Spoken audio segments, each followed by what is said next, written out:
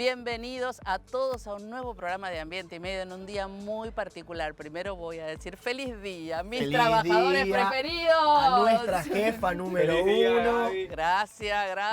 Sí. ¿Por qué jefa número uno? ¿Hay una jefa dos? Sí, tenemos una jefa 2 que es Luciana, la que se pone al hombro todo lo que tiene que ver con la Fundación Ambiente y Medio. Así que sí, tenemos 2 jefas, podemos Grande, decir. Lu.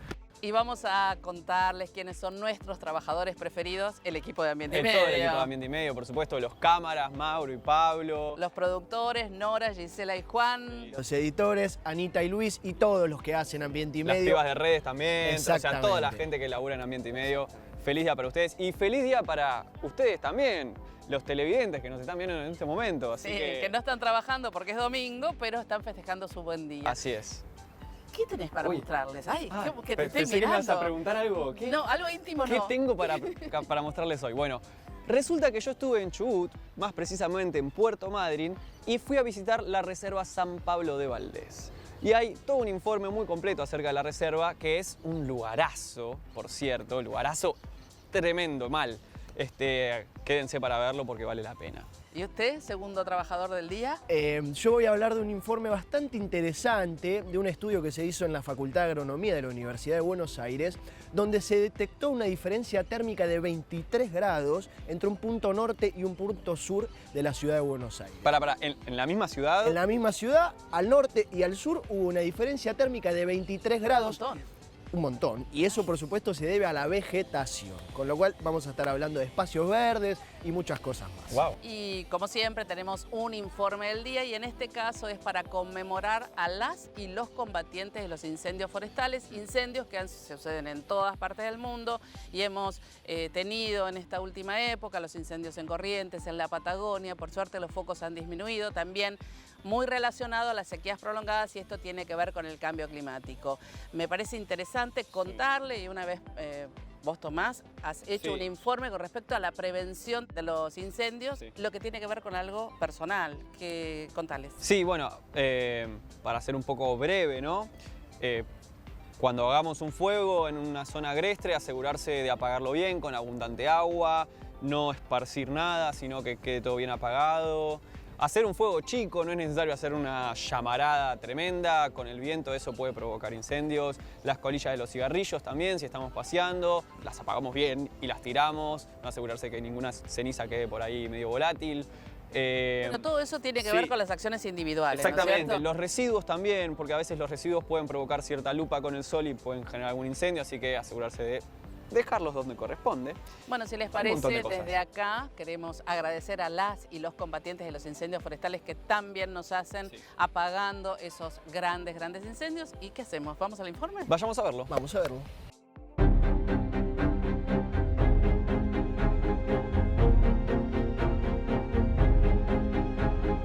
Incendios forestales hubo siempre. De hecho, los ecólogos dicen que son un factor fundamental en el ciclo de la vida de los ecosistemas. Sin embargo, el cambio climático convirtió al fuego en uno de los grandes problemas ambientales. Las altas temperaturas y las sequías prolongadas siguen aumentando la cantidad y la intensidad de los incendios. La prevención sigue siendo la herramienta principal contra el fuego, pero esa tarea se vuelve cada vez más difícil.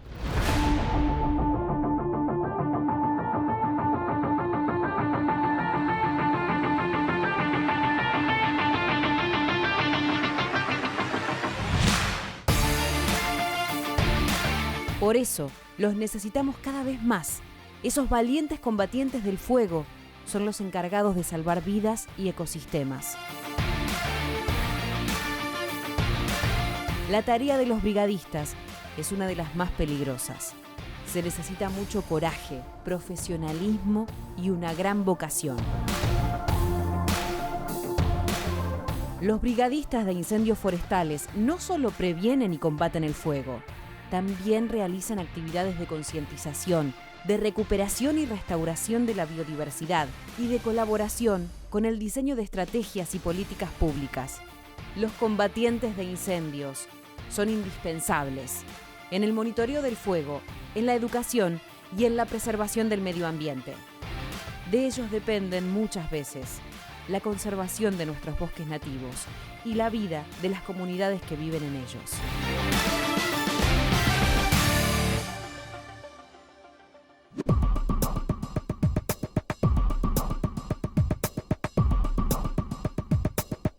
Los combustibles fósiles son la base de la economía mundial. Podríamos decir el pilar donde se sostiene la sociedad moderna. El 83% de la energía primaria es a base de combustibles fósiles. Lo cierto también es que ya se ha llegado a su pico de producción y cada vez va a ser más difícil explorar y explotar combustibles fósiles. A fin del año pasado, en el 2021, se aprobó por parte del Gobierno Nacional la posibilidad de una exploración sísmica en el mar argentino en búsqueda de, por supuesto, combustibles fósiles. Esto generó bastantes problemas, bastantes, digamos, resquemores por parte de gran parte de la sociedad. Hoy vamos a conversar en Ambiente y Medio con Sergio Federovisky sobre el offshore en la Argentina.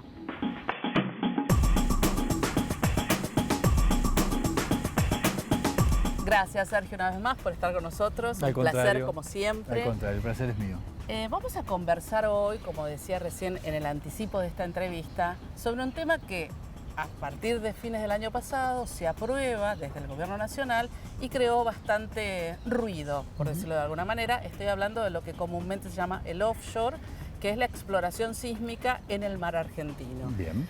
Primero me gustaría entender desde el compromiso que tiene el país con las cuestiones climáticas, ¿no?, para disminuir los gases de efecto invernadero, si todavía los estados, ya sea nuestro país u otros, deberían seguir apostando a la exploración o a la búsqueda de combustible fósil en el mar o en la tierra. ¿Cuál es tu opinión con respecto a eso?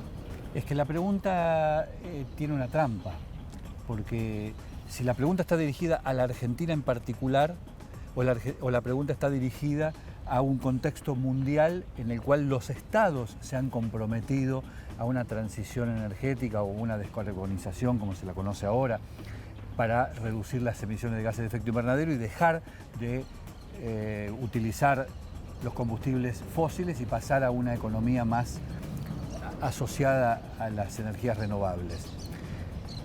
¿Por qué le vamos a pedir a la Argentina lo que el mundo no hace? Esta es la gran pregunta que yo me hago. Está demostrado que más allá de sus invocaciones, de sus discursos, de sus compromisos, de sus acuerdos, etc., el mundo no ha cumplido o no está cumpliendo con esa premisa.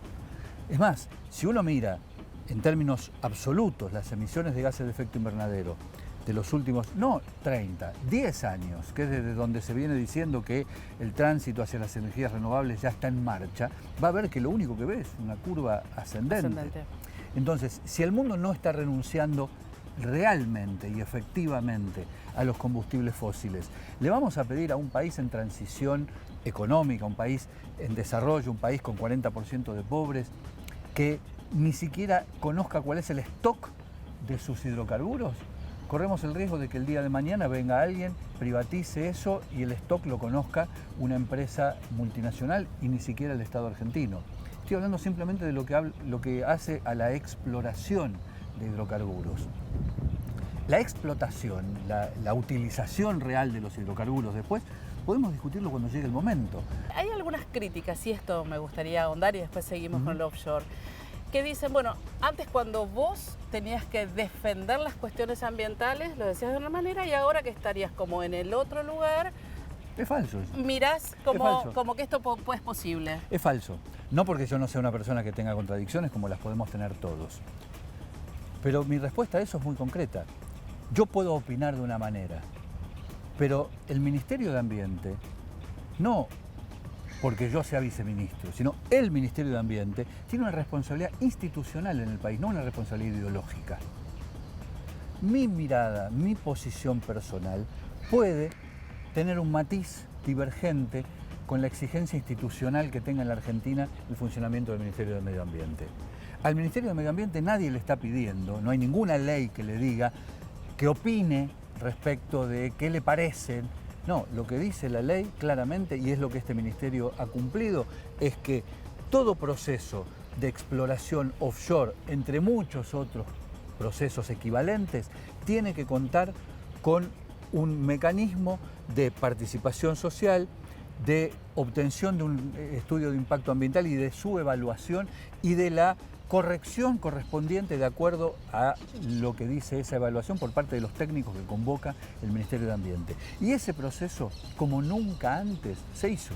Y esta sí es mi opinión personal, tiene que haber una fuerte transición energética y una fuerte declinación del uso de los combustibles fósiles en la Argentina, pero que esa transición energética tiene que tener formato de transición.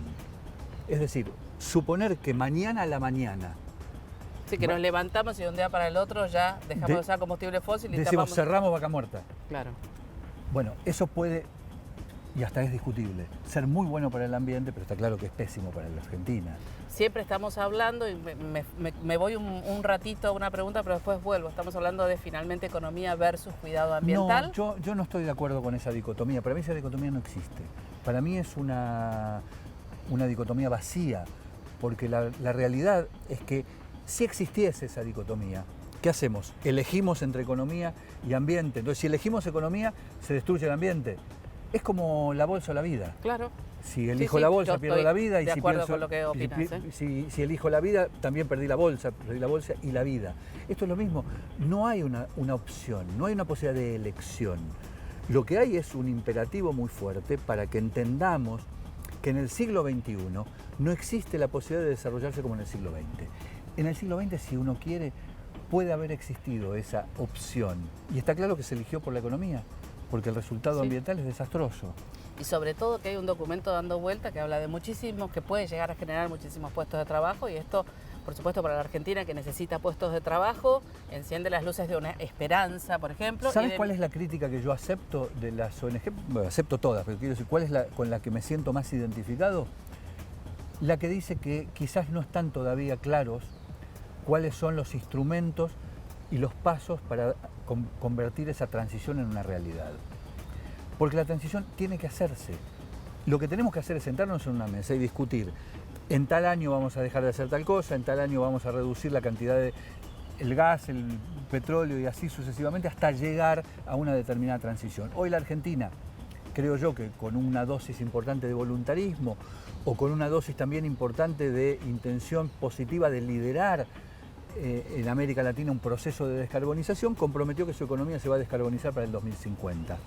Hay que aceptar que los puntos intermedios hasta llegar al 2050 no están escritos. Pero falta muy poco también, ¿no? Por supuesto, por falta eso estoy diciendo... demasiado poco tiempo por eso como para el logro, ¿no? Que esa línea de puntos todavía no está escrita, no está llena.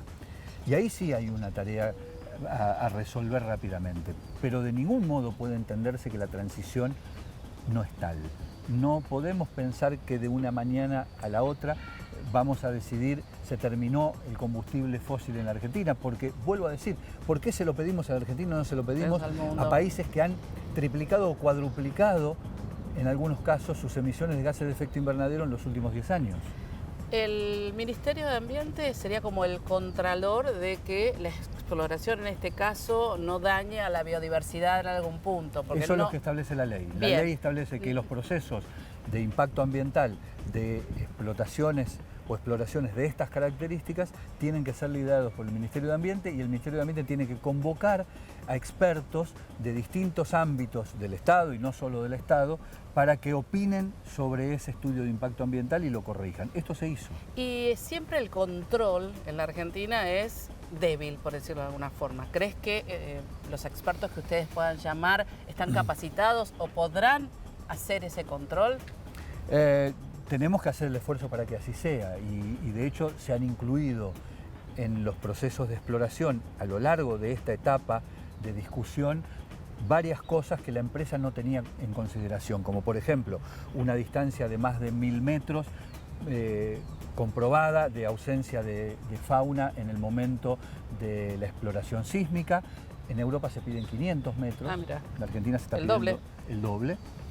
Un mecanismo por el cual en cada barco donde se haga el proceso de exploración sísmica tiene que haber X cantidad de científicos y de conocedores de la temática para poder garantizar que el procedimiento no lo haga la empresa y que recién lo controlemos cuando vuelvan a tierra. y todo ese tipo de cosas han sido incorporadas explícitamente por el Ministerio de Ambiente. Quiere decir que hubo un esfuerzo por mejorar la performance de lo que planteaba la empresa en relación al impacto ambiental que tiene el proceso de exploración sísmica. Con respecto al Atlanticazo, ¿no?, que se dio a principios de enero, después de esta aprobación, ¿vos crees que esto puede ser como el no a la minería, el no a las pasteras? ¿Puede desarrollarse un no a la exploración, no al offshore como...? Es perfectamente posible y es respetable. Ahora, a mí no me van a encontrar nunca, y vuelvo a la pregunta que me hiciste al principio, no van a encontrar en mi archivo jamás, ni siquiera cuando obviamente no era funcionario, una posición que diga no a tal cosa. Yo no soy prohibicionista, en ningún caso. Nunca he dicho no a la minería, a pesar de que estoy fuertemente en contra o soy muy cuestionador de la minería a cielo abierto.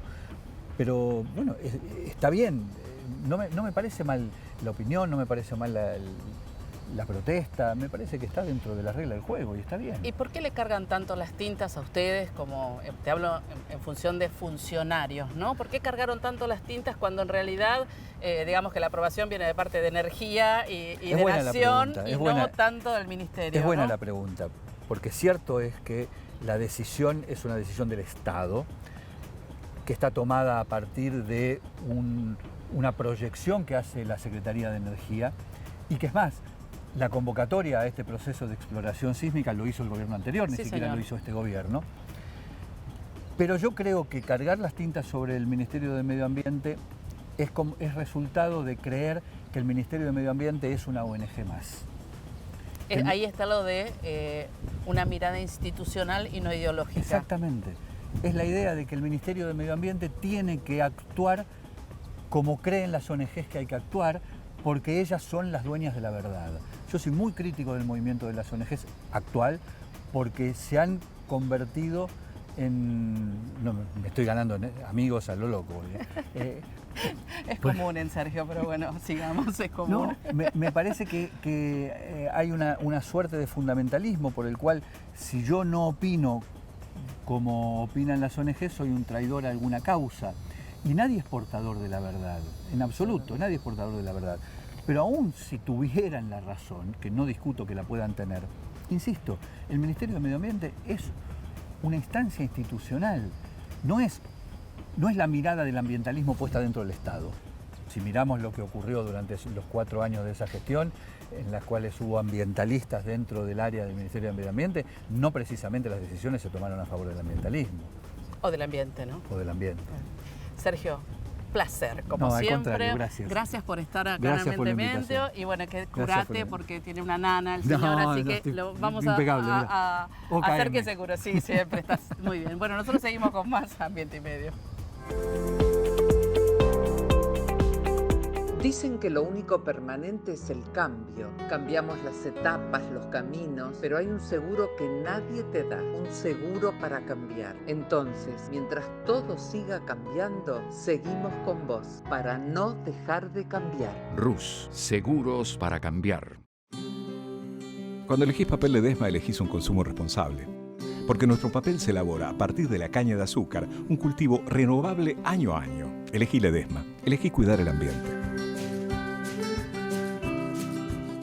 Porque sabemos de ambiente y sostenibilidad, podemos ayudarte a producir y desarrollar tus actividades de manera sustentable.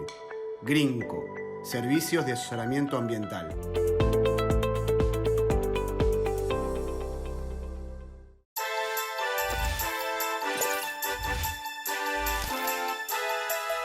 Ambiente y Medio ha sido nominado al Martín Fierro 2022 en la terna Mejor Programa Cultural Educativo.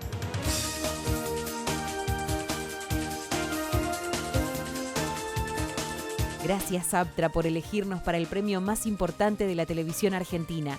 Y gracias a todos los que hacen esto posible, fundamentalmente a quienes nos eligen domingo a domingo y nos ayudan a crecer, a mejorar y a soñar con un mundo mejor en un planeta más sano.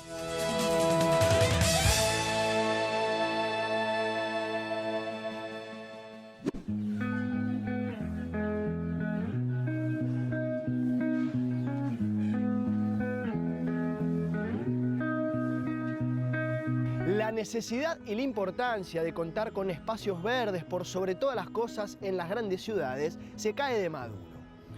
Ciudades que se convierten en islas de calor con estilos monocromáticos, siempre gris, siempre cemento, y que no tienen ningún tipo de posibilidad ni de repeler ni de absorber los rayos solares, sino que por el contrario los van rebotando entre los diferentes cementos y el calor queda aquí en la urbe. La OMS, la Organización Mundial de la Salud, establece que cada habitante debe contar entre 10 y 15 metros cuadrados de espacios verdes con una cantidad ideal de 20 metros cuadrados. Algo que muy pocas ciudades y muy pocos países en el mundo cumplen y por supuesto la Argentina no está dentro de ese selecto grupo. No solamente no está dentro de ese selecto grupo, sino que tenemos graves problemas.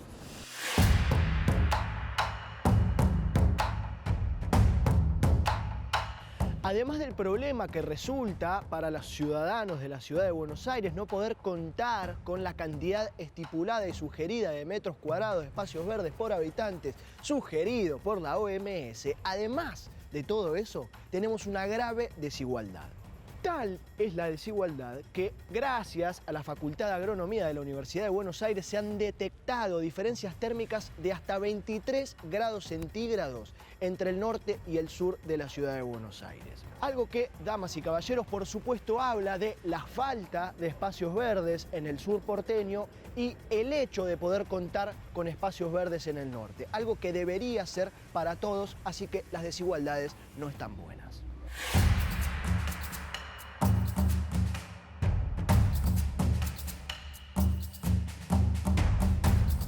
Las diferentes vegetaciones que podemos encontrar entre el norte y el sur de la ciudad de Buenos Aires son seguramente el principal causante de estas diferencias térmicas. El área de divulgación científica y tecnológica de la Facultad de Agronomía halló mediante imágenes satelitales en un mismo instante y durante febrero del 2020 diferencias térmicas, como dije, de hasta 23 grados centígrados entre el norte y el sur de la ciudad de Buenos Aires.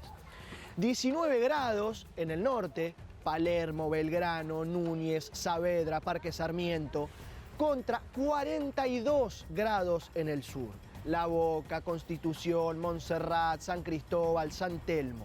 He ahí una clara desigualdad en cuanto a la vegetación que podemos encontrar en cada uno de estos dos lugares, pero también haciendo un paralelismo con lo socioeconómico, también podemos encontrar diferencias y seguramente uno tiende a pensar que tienen que ver.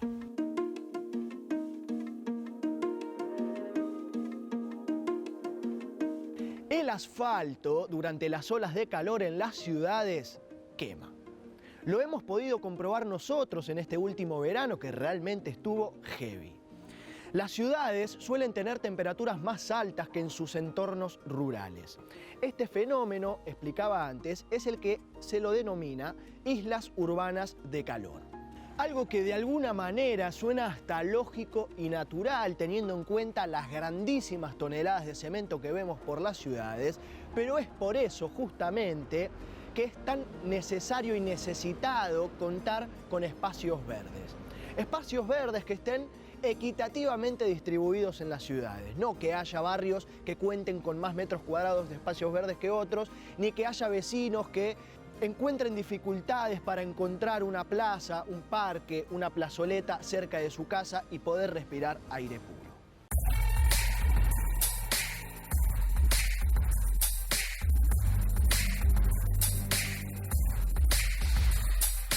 Hablando de esto, vale la pena recordar que el año pasado Greenpeace, en el Día del Ambiente, lanzó para combatir esta falta de espacios verdes en las ciudades una propuesta muy interesante. La regla 330, me falta un 0, 300. El 3, que significa que toda la ciudadanía debe poder ver desde la ventana de su casa al menos 3 árboles.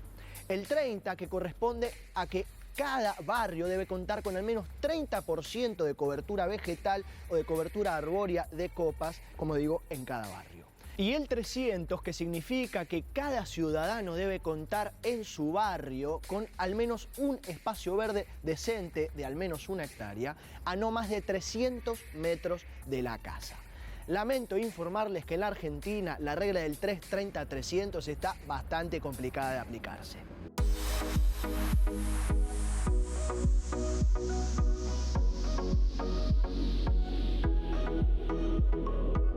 La ciudad de Buenos Aires cuenta nada más con 5,9 metros cuadrados de espacios verdes per cápita, lo que no llega ni a la mitad de lo sugerido por la OMS. Y si encima desglosamos ese número por barrios, los resultados son catastróficos.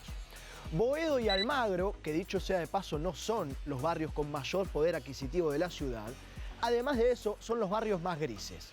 Cuentan con solamente 0,2 metros cuadrados de espacio verde por habitante, que comparado con Puerto Madero, que sí seguramente sea el de mayor poder adquisitivo, tiene más de 18 metros cuadrados. La desigualdad está explícita, está manifiesta y es lo que seguramente deba atenderse, para que todos los ciudadanos de la ciudad de Buenos Aires contemos con las mismas oportunidades.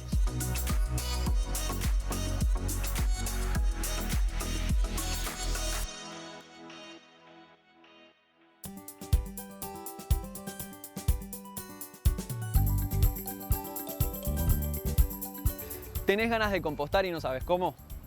Bueno, cómo compostar en casa es el nuevo taller de Ecoaula Digital. Primero que nada, al compostar obtenemos varios beneficios. Por un lado, reducimos más del 40% de nuestros residuos. Y por otro lado, obtenemos un gran fertilizante natural para nuestras plantas, ya sea que estén en nuestro patio, el jardín, la terraza o en el balconcito. Este taller está producido por Fundación Ambiente y Medio y Greenheads Argentina, expertos en compostaje. Y el resultado es una guía audiovisual para compostar con éxito en el que se te responden todas las preguntas. ¿Qué son los lixiviados? ¿Qué puedo compostar y qué no? ¿Cuánto tiempo demora el proceso? Todo se te resuelve en este taller, que es libre, gratuito y online. Lo puedes encontrar en www.ecoauladigital.org. Y en esta web ya hay varios talleres subidos, así que los puedes ir viendo para seguir aprendiendo. Por todos lados escuchamos hablar sobre compostaje, pero ¿qué es exactamente y cómo se hace? ¿Cómo compostar en casa? Una guía audiovisual detallada de la mano de los especialistas de Greenheads Argentina, dirigida a docentes, estudiantes y sus familias. ¿Te gustaría ayudar a resolver el problema de la basura y reducir a la mitad los desechos que generás a diario? ¿Querés aprender a transformar tus residuos orgánicos en una tierra fértil, llena de nutrientes y vida, mediante el proceso natural más fascinante? Encontrá este nuevo recurso educativo y mucho más en www.ecoauladigital.org. Seguimos con más Ambiente y Medio, periodismo en perfecto estado de conservación. Estamos acostumbrados a ver pasar al camión de la basura que se lleva aquello que desechamos en la conocida bolsa negra. Que los residuos que generamos van a parar al mismo lugar es un mito, pero es fundamental aprender a separar en origen. ¿Qué es la recolección diferenciada? ¿Por qué es importante el reciclaje? ¿Cuáles son los materiales reciclables? ¿Cómo tratarlos? ¿Y qué pasa con ellos una vez que salen de nuestras casas? Su recorrido hasta las plantas de tratamiento ambiental. De la casa a la cooperativa. Un nuevo curso gratuito de Fundación Ambiente y Medio disponible en www.ecoauladigital.org.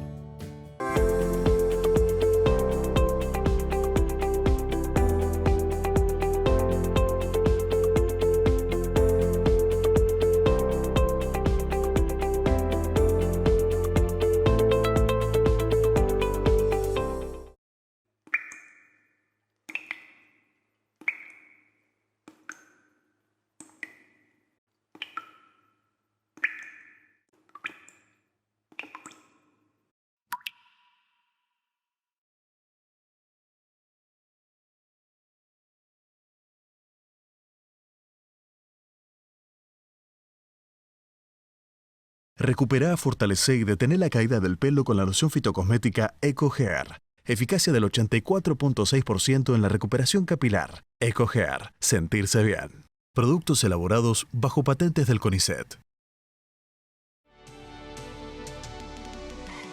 construimos 5 nuevos clubes municipales. En Lagomarcino, Del Viso, Perusotti y próximamente Luchetti y Tribarrial. Clubes que se traducen en más derechos para vos, en nuevos espacios de encuentro para tu familia. Es tu club, es tu lugar. Pilar Municipio.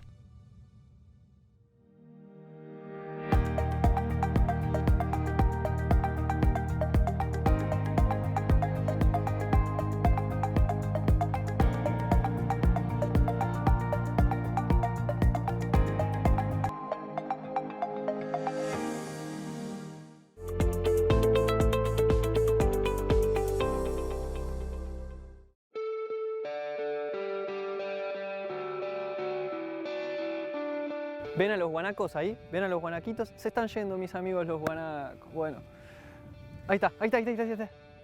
Ahí se fueron de nuevo. Bueno, cuestión. Me encuentro en la Reserva San Pablo de Valdés, ubicada al norte de Puerto Madryn. Después de un viaje hemos llegado hasta aquí. El lugar es inmenso, es alucinante. Una de las cosas que más me sorprendieron al entrar y recorrer un poco esta reserva es el cambio de vegetación. Es un cambio abrupto que se da a partir de una zona que cortan unas plantas y arrancan otro tipo de plantas. Esto se debe a la calidad del suelo, un suelo más blando, un suelo más duro, ¡pum!, cambia la vegetación. Pero no es de esto lo que les quería hablar, sino que dentro de una de las características de esta reserva es que es una reserva privada y tiene algunas diferencias con los famosísimos parques nacionales. Así que para hablarnos un poquito más de esto, para detallar esto, está Manolo. A partir del año 2005 se saca todo lo que es la ganadería, tanto ovina, que era la que producía el campo, como también todos los animales domésticos, caballos, perros, etc. Y a partir de ahí se empieza a generar lo que es un objetivo de conservación como si fuera un campo de hace 200, 250 años atrás. O sea, cómo reacciona un sistema sin ningún tipo de uso, digamos, antrópico a un estado natural. Nosotros trabajamos básicamente con investigadores locales, tanto del CONICET como de las universidades locales, pero también de otras universidades del país, como también incluso en algunos casos han venido gente de universidades del extranjero. Entonces el programa de investigación es eso, es promover al campo, a esta unidad, digamos, de conservación, donde se le garantiza a ese investigador, ese grupo o a esa institución académica de que no va a tener transformaciones durante un periodo muy largo de tiempo, y eso entonces tiene un beneficio hacia esa persona porque tiene garantidas, entre comillas, esas variables que esa persona va a tener en cuenta a su diseño experimental, ¿no? El segundo programa es el de monitoreo. ¿Cuál es la diferencia? Bueno, es un programa que lo diseñamos nosotros a partir de las necesidades que tenemos para ver cómo va reaccionando el campo desde ese año que se sacaron las ovejas. Para que tengan una idea, los monitoreos son de muy largo plazo. Nosotros en este momento tenemos monitoreos que se lanzaron en el año 2006 y hasta el día de hoy lo seguimos haciendo, como por ejemplo el de vegetación, el de guanacos o el de carnívoros, que es un poco más modernos, pero bueno, también con una temporalidad, digamos, de mucho más largo plazo.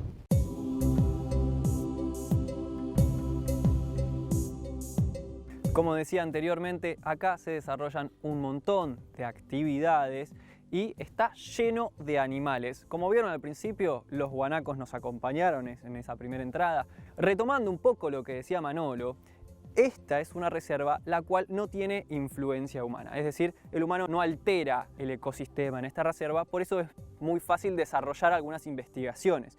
Otra cosa que me comentó es que dentro de esta reserva se encuentra la yarará más austral del mundo, entre otras especies. Volviendo al tema de las actividades, se realizan monitoreos e investigaciones justamente de animales, de diferentes especies, con diferentes métodos. Y para explicar un poquito mejor, para detallar sobre estos métodos y esta investigación, lo tenemos a Daniel. Vamos con él.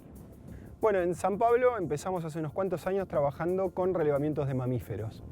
Los mamíferos son un grupo de organismos bastante elusivos desde el punto de vista de la observación directa, La mayoría de ellos tienen hábitos nocturnos, entonces lo que nosotros tratamos de hacer es acceder a su conocimiento a partir de la utilización de diferentes métodos de estudio. Hemos realizado, para conocer los mamíferos que habitan la reserva, distintas metodologías, como por ejemplo trampeos de micromamíferos con trampas tipo Sherman, trampas cámara para la detección de medianos y grandes mamíferos, hicimos transectas de observación diurnas y nocturnas para conteo de animales. Sobre todo eso funciona muy bien para los animales de mayor porte o a la noche con los carnívoros, que es el momento del día en el que están más activos. También utilizamos trampas de huella, que son cuadrados, rectángulos que hay en la tierra que está tamizada y se deja un cebo en el medio, entonces el animal es atraído por el cebo y deja sus huellas. A partir de eso podemos detectar qué especies están presentes y más o menos calcular la abundancia de cada una de ellas. La cámara es una cámara fotográfica que funciona tanto en el modo fotografía o video, o tiene una función híbrida. Y básicamente es un dispositivo que se instala en el campo y funciona con un detector de movimiento. El detector lo que hace es justamente reconocer la presencia de un organismo en el entorno. En el momento que el animal se mueve, la cámara se dispara y dispara 2 o 3 fotos que permiten registrar el evento fotográfico, como le decimos nosotros. El problema que tenemos en la Patagonia es que hay una variable importante, que es el viento. El viento lo que hace es poner en movimiento absolutamente toda la vegetación. Y en este caso particular, donde estamos nosotros, que es un pastizal, justamente es uno de nuestros enemigos, si se quiere. Entonces, para evitar que el viento mueva los pastos, lo que hacemos es ralear un poco delante de la cámara, muy poco para intervenir lo menos posible en el ambiente, pero la idea es que el sensor no se active permanentemente y la cámara no se llene, o la memoria de la cámara no se llene en unos pocos días. Bueno, Daniel ya se los adelantó. La cámara trampa no es el único método de monitoreo que se realiza en esta reserva. Hay otros y justamente mi amiga Romina me va a dejar formar parte de este otro método de monitoreo, así que ¿saben qué? Manos a la obra.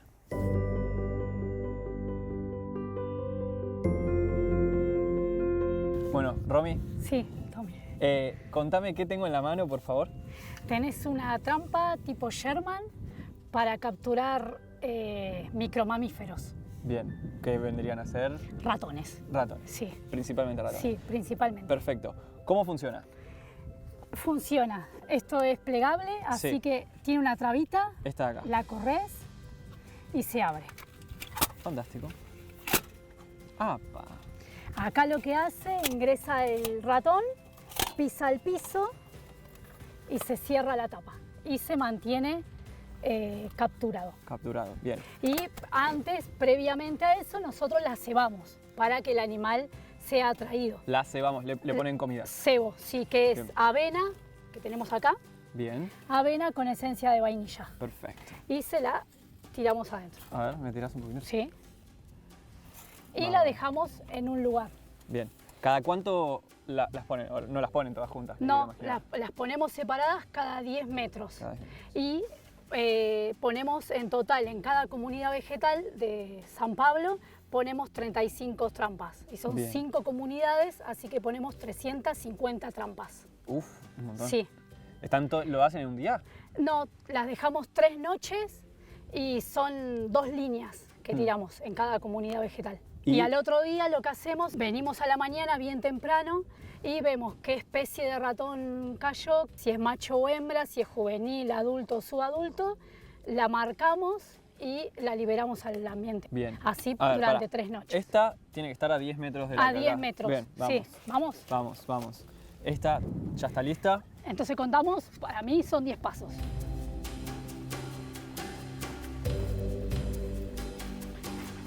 Y la ponemos. Ahí va. Bien. Y vamos con la otra. 10. Contamos 10 pasos. ¿Y las cómo ponemos. elegís dónde poner? Y donde más cubierta, donde tenga más vegetación, para evitar también que el guanaco, por ejemplo, que la pise, y encima es un ambiente favorable para capturar al micromamífero. Bien. Y Las plantas generan un ambiente. Y un ambiente, sí, Ahí va. donde se refugian, hacen las cuevas, algunas veces las pones y está la cuevita del ratón al lado. Bien. Sí. ¿Puedo poner esta yo? Sí, A ver, obvio. 10, ¿no? Sí, 10. Te doy un poquito de cebo. 7, 8, 9, 10. ¿A dónde la Bien. pondrías? Ahí. Ok. ¿Vamos? Sí. ¿Así? Sí, como quieras. No tiene una orientación. Ahí va. Bueno, y la cubrimos un poquito. Listo. Bueno, por mi parte ha sido un honor haber venido a la Reserva San Pablo de Valdés y obviamente gracias a Romina y Daniel por haberme permitido realizar alguna mínima acción para formar parte de un monitoreo y de una investigación de ellos. Debo decir que me sentí un poquito investigador por un momento, más allá de que haya sido una pequeña participación. Y me gustaría obviamente recalcar la importancia de este tipo de espacios, de este tipo de reservas naturales, tanto privadas como públicas, porque acá es donde la naturaleza se mantiene natural, loco.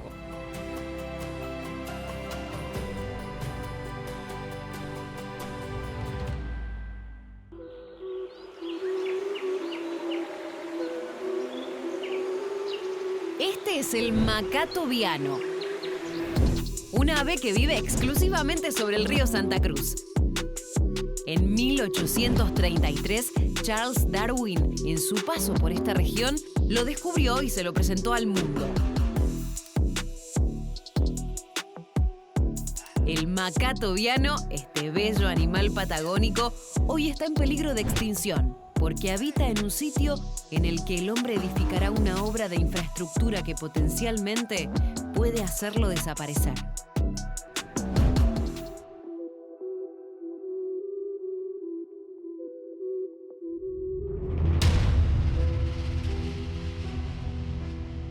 No más excusas para los gobiernos, para los líderes políticos, para los empresarios, para la sociedad civil. No hay más tiempo. Llegó la hora de la mitigación. Llegó la hora de la reducción de la emisión de los gases de efecto invernadero, que son producto del uso del carbón, del gas y del petróleo.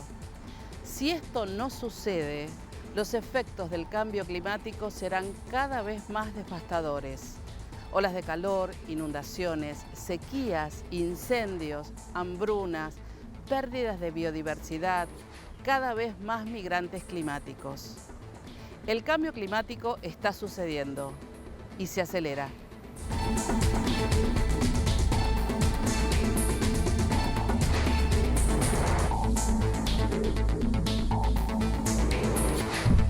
En abril del 2022, el panel de expertos sobre cambio climático de Naciones Unidas, conocido como el IPCC, presentó la entrega final de su último reporte, en el que recopila la literatura más actualizada sobre cambio climático y cuyo eje principal es la mitigación.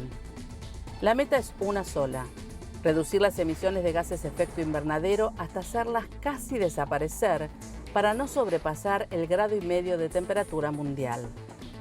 Con esta entrega se completa la imagen de la crisis climática a la que se enfrenta la humanidad y no es un retrato bonito, dijo la economista y ecóloga danesa Inger Andersen, directora ejecutiva del Programa de Naciones Unidas para el Medio Ambiente.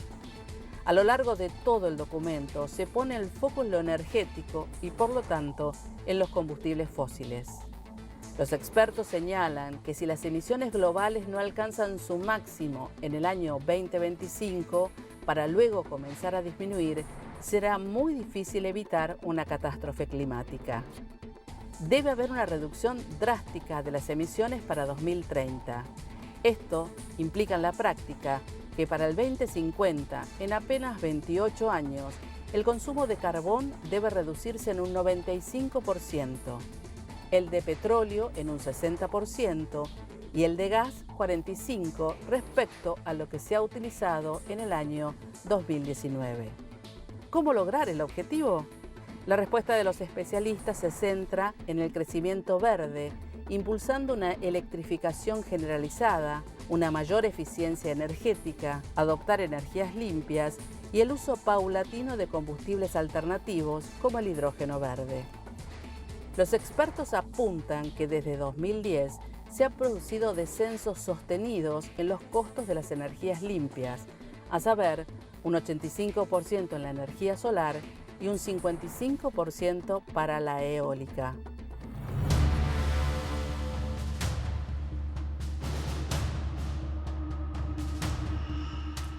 Con este reporte se cierra el 6º informe de evaluación, el último gran trabajo con el que contarán gobiernos, empresas y la sociedad toda para guiarse en la difícil pero necesaria tarea de mitigar y adaptarse al cambio climático.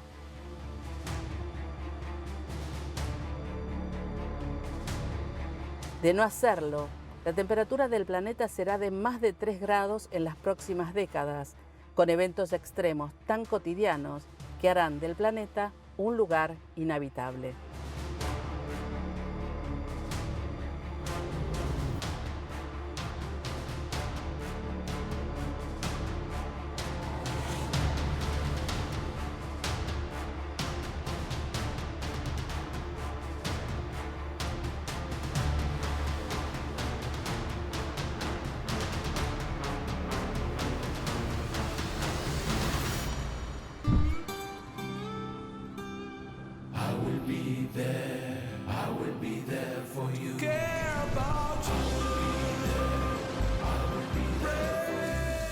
En Sancor Seguros estamos junto a vos en todo momento, acompañándote. Sancor Seguros, estamos.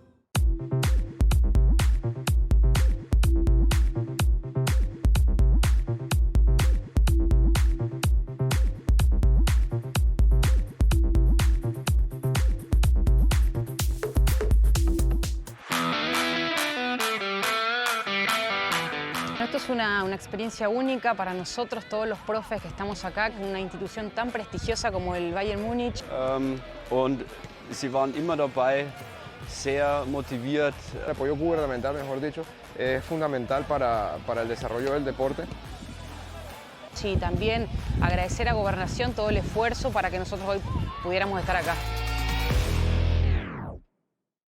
DEISA, con más de 200 plantas instaladas en Argentina y Latinoamérica, es la empresa líder en el diseño y fabricación de maquinarias y equipamientos para la recuperación, transformación y valorización de los residuos sólidos urbanos. DEISA, la mejor alternativa tecnológica en soluciones ambientales.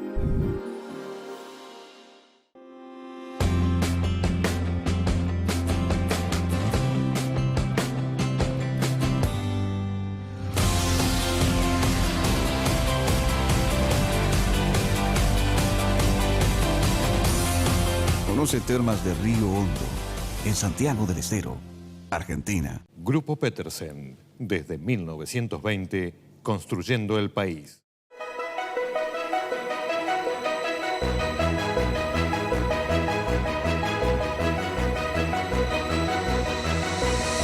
La transformación no para.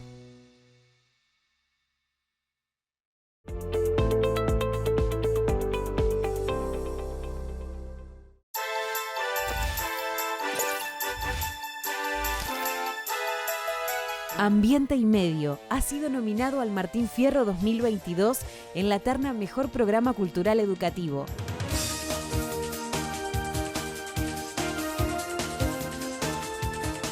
Gracias, Aptra, por elegirnos para el premio más importante de la televisión argentina. Y gracias a todos los que hacen esto posible, fundamentalmente a quienes nos eligen domingo a domingo y nos ayudan a crecer, a mejorar y a soñar con un mundo mejor en un planeta más sano.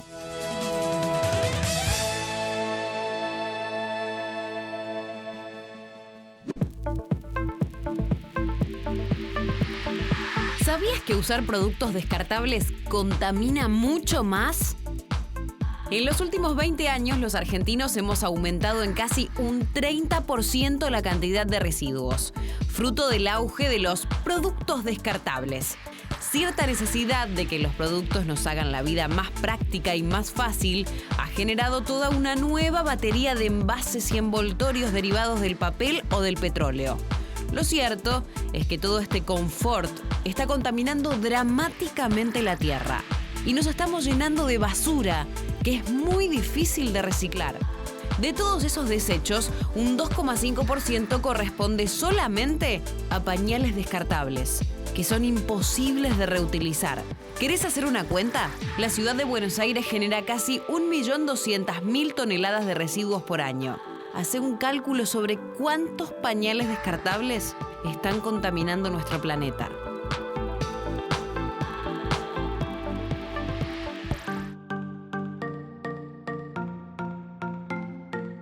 Bueno, esto ya se los mencioné en algún momento, pero se los voy a repetir.